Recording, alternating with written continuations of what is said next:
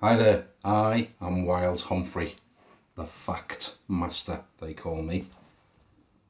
I'll tell you all the things you never knew you didn't know, and a few that you probably do, and I'm faster than Google, and whatever I share with you is from up here, and that's a fact. Now, if you think about Rome, the mighty Roman Empire, you think about so many things will spring to mind. The Colosseum, gladiators, Christians being thrown to the lions, Spartacus, and of course Rome's most famous son, Julius Caesar. But it all started in 753 BC on the 21st of April. Rome was founded by Romulus and Remus. Now there's all kinds of stories about Romulus and Remus. They were brothers, these two, and they weren't just brothers, they were actually twin brothers, and they'd agreed to rule Rome together. It's said they were brought up, these two as boys, by a she-wolf, so they're used to some tough times. Anyway, quickly they fell out. Ruling together wasn't working, so what did they do? Romulus thought, I've had enough of this, so he murdered his twin brother Remus, and that really set the stage for Rome going forward. Because if there was someone you didn't like, you would generally murder them, and if you didn't murder them, they would murder you, and this is how it went. And it said if you were born with a crooked nose in Rome, then you were going to be a great leader. And one example of that is, of course, that famous son, Julius Caesar, one of the greatest leaders, not just of Rome, but in the world ever. And he took the Romans and Rome itself and turned it, or started to turn it, into an empire. There was lots of enemies Caesar had. He was famous for crossing the Rubicon. He did what no other man could do. But he wasn't an emperor. He was their greatest leader. And Caesar did all kinds of things. He invaded Britain in 55 BC. Now, Caesar had been born in 100 BC, on or around the 11th of July. And as emperor, he does not want to touch him. Men just followed him regardless. But like I said, he had enemies, people who envied everything about him.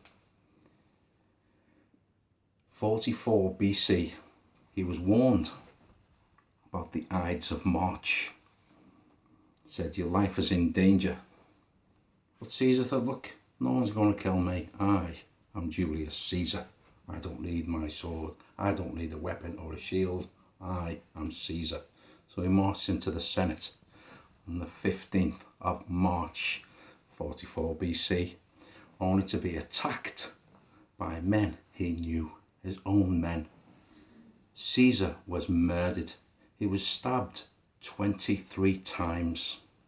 And one of the leaders of these assassins was Brutus, for whom Caesar had done an awful lot. And it's said that Caesar's last words, or certainly some of his last words, were, you too, Brutus. Within 2 years, everyone who attacked and murdered Caesar were dead themselves. And it's said that Brutus hangs in the 9th circle of hell along with Judas Iscariot. It's the only place for him. Now, of course, once Caesar died, all hell broke loose, and two men in particular were fighting for power. One was Octavian, the other was Mark Antony. And Mark Antony had Cleopatra on his side. These two met in battle the Battle of Actium in 31 BC on the 2nd of September. And Mark Antony had never lost a battle in his life. So he was super confident. Plus, he had Cleopatra on his side. How could he lose? But lose he did. For the first time in his life, he lost a battle.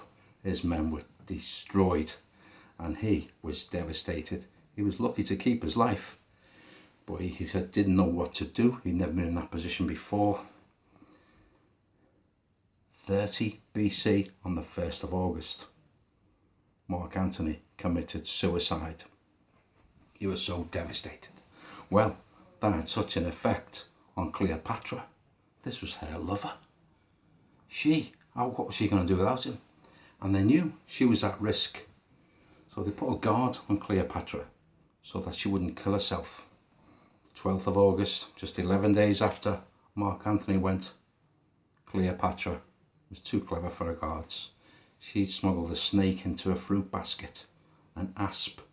She held it to her chest. Bitter, gone. The end of Cleopatra. And there's many stories about Antony and Cleopatra, and they were the two who lost at Actium. But all this meant nothing to anybody else, because Octavian, he was over the moon. He changed his name to Augustus and became the first ever Roman emperor. And as the 16th of January 27 BC, he was sworn in. Well, he could do whatever he wanted. He took a wife who was already married, got rid of husband. You're coming with me, you're staying my wife. That's it. She had no choice. She stayed with him. She never ever forgot what he'd done and never forgave him. No. In the 19th of August, 14 AD, was when Augustus' reign came to an end. And he was the first of 5 famous emperors, famous for very different reasons. The Julio-Claudian dynasty, as they were known. It's said, just before he died, Augustus had said to everyone, I found Rome a city of stone and leave it a city of marble. So much had he done. And no one denied him that. But it's also said that his wife finally plucked up the courage to poison him, which is why he died. Now Tiberius, then Caligula, then Claudius, then finally Nero were these 5 emperors. And Tiberius, who followed Augustus, was a very, very weak leader. And he's being watched all the time by a guy named Caligula. And Caligula didn't like Tiberius one bit. He bided his time. He was only a young lad. And in fact, Caligula, his name was given to him and translates as Little Boots. Now, Caligula wasn't too pleased about that, but that's just one of those things. That's what they called him. That's what he's known as, and that is a fact. But what he did do, he murdered Tiberius. Tiberius was in his 70s, on his bed, not feeling too good. Next thing you know, he's been smothered, dead. Who did it? Caligula. Of course, he then became emperor himself, and Caligula was a lunatic. He was brutal. He would do all manner of things that you'd never even believe of. It was so bad. He'd kill people just for the fun of it. He'd feed people to the dogs. Anything. The more gory, the better. Well, he was only in his 20s, this guy. And after 4 years in power, his men had had him up to there. They'd had enough. So on the 24th of January, 41 AD, Caligula was brutally murdered by his own men. Whew, that was the end of him.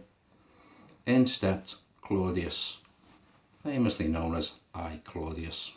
And he kept things calm for a while. But like like all those before him, there's always someone keeping an eye on you who doesn't like you. And in his case, it was a boy named Nero. And what Nero did, him and his mother murdered Claudius. And Nero became, well, he was the next in line, so he became the emperor, the fifth one in this dynasty, who'd not had a lot of good luck and who'd all met pretty bad ends. But Nero, he was on the same level as Caligula when it came to madness. He famously set fire to Rome, did Nero. And he did that on the 17th of July, 64 AD. And what he did, he set fire to, it's known as the greatest fire in European history. Obviously there's been plenty of others, but this one was the Great Fire of Rome. And it started by Nero, and then he blamed it on the Christians, because he didn't like the Christians not one bit. He wanted rid of them. So he thought, I'll get everyone to turn against them. The way I can do that is blame the fire on them.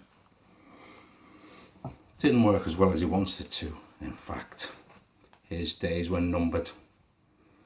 And it was the 68 AD, on the 9th of June, this very day actually, that Nero realised his number was up well and truly. There was a posse looking for him, his own men, his guards, everyone had turned on him. He knew death was on its way to meet him, and he didn't want any part of that because he knew it'd be brutal. So he thought, right, there's only one thing I can do, I'm going to commit suicide.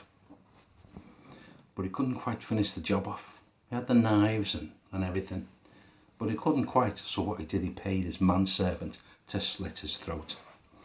Which his manservant was very happy to do, because he hated him as well. Thought, no problem. And slitting people's throats in those days, well, that wasn't such a big deal, especially if he got paid for it. So up he stepped, knife, slit, throat, Nero, gone.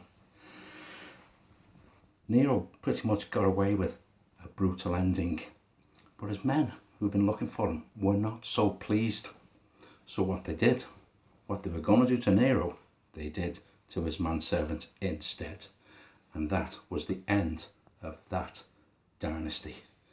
And this Roman Empire took another step in another direction. Now the last emperor of Rome was a guy named Romulus Augustulus.